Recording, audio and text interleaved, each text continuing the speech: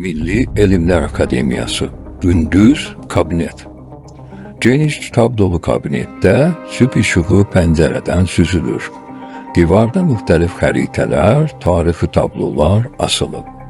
Otağın ortasında iri yazı masası və onun arxasında ağsaçlı, ciddi görkəmli bir alim Aydın Muradzadə əyləşib. Qarşısında isə Mete sakit və diqqətli şəkildə oturub. İkisinin də önündə çay fincanları var. Otaqda dərin elmi bir hava var. Amma eyni zamanda Mete'nin baxışlarında fərqli bir donuqluq hiss olunur. Söhbət davam edir, lakin Mete artıq əvvəlki kimi deyil. Türklər tarix boyu hakimiyyətdə olduqları xalqlarla öz aralarında ayrı seçkilik salmayıblar. Xristiyan düşüncəsinin yaşamaq üçün savaş təfəkkürünün əksinə olaraq biz türklər ədaləti, sülhü, əmin-amanlığı seçmişik.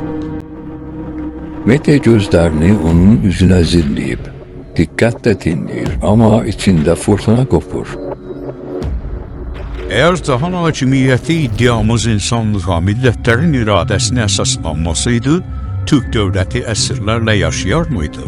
Bax, bu tarix qarşısında durub cavab verən həqiqətdir oğlum. Mete başını azacıq tərpədir, amma daxildəki şübhə hissi bütün danışılanları susturacaq qədər güclüdür. Komandiri Kürşad bəydən aldığı tapşırıq artıq hər sözü başqa cür eşitdirməyə başlayıb. O Aydına fərqli bir gözlə baxır, əvvəl pərəstiş etdiyi bir alimi indi analiz edir. Lakin bu düşüncədən utanır, içindəki hörmət hissi ilə şübhə bir-birinə zid düşür. Mete baxışlarını yerə salır, içindən keçənləri susaraq bastırmağa çalışır. Söhbət yön dəyişir, Aydın müəllim hələ də danışır, coşqulu və ilhamlı görünür. Bu zaman Mete qəfil duruxur. Bir sima düşür yadına, konferansdan Aynur Məmmədova. Aydın müəllim, o gənc Türkçolov vardı, Aynur Məmmədova. Onu tanıyırsınız? Aynur qızımız bizim iftixarımızdır. İstedadlı, vətənpərvər, savadlı bir xanımdır. Yazılarını şəxsən oxuyuram. Hətta bir neçə məqaləsini rəy də vermişim. Mete başını tərpədir, amma gözləri uzaqlara zillənir.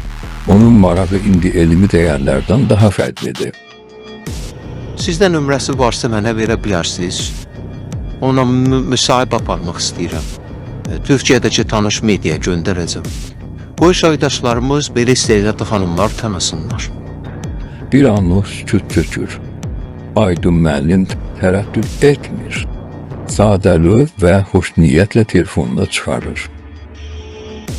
Əlbəttə, bir dəqiqə.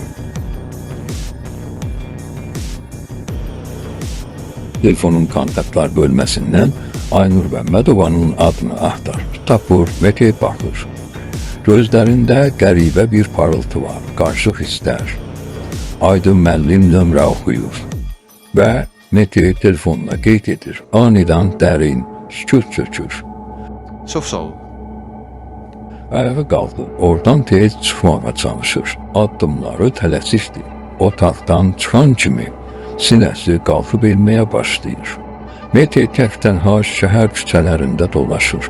İçində qəribə bir həyəcan var. Kafeyə girir, oturur, çay içir. Sonra çıxır. Başqa bir yerdə qəhvə içir.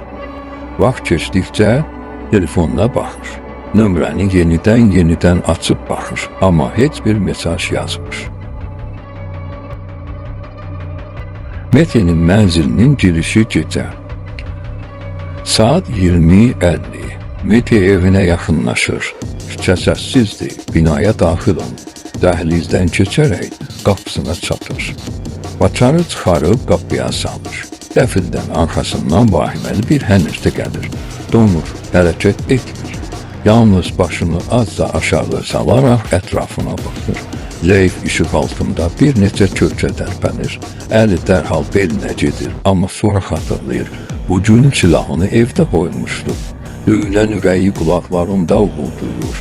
Hənirti isə getdikcə yaxınlaşır. Mete açarı qapıya salan anda arxasında vahiməli hənirti lap yaxınlaşır. Donur, Başını azadlıq yana çevirir və qəfil dönür.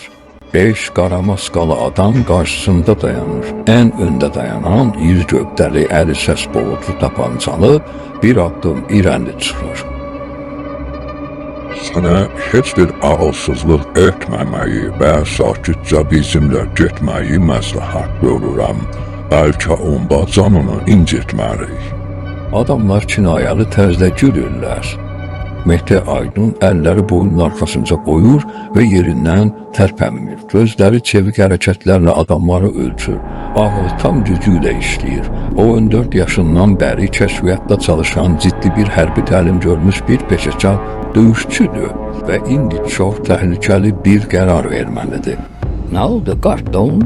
Deyəsən bu lap ana uşağıdır. Ha ha ha ha. Yerləri qəhqəhə çəkir. Mehdi yerindən ildırım sürəti ilə aşağı əyilir və öndə duran adamın xayalarına güclü bir zərbə endirir. Adam qışqıraraq yerə sərilir. Qalanları təəccüblə diksinir. Mehdi havaya tullanaraq 2 maskalıya 2 ayaqlı zərbə vurur. Onlar pilləkənlərə doğru uçub. 4-cü silah çıxarmağa çalışır. Amma onun üçün də artıq gecdir. Mehdi əl hərəkətləri ilə onu alnından vurur. Ardınca 5-cini də eyni zərbə ilə yıxır. Mehdi sakitcə dayanır, boynunu şaqqıllanır.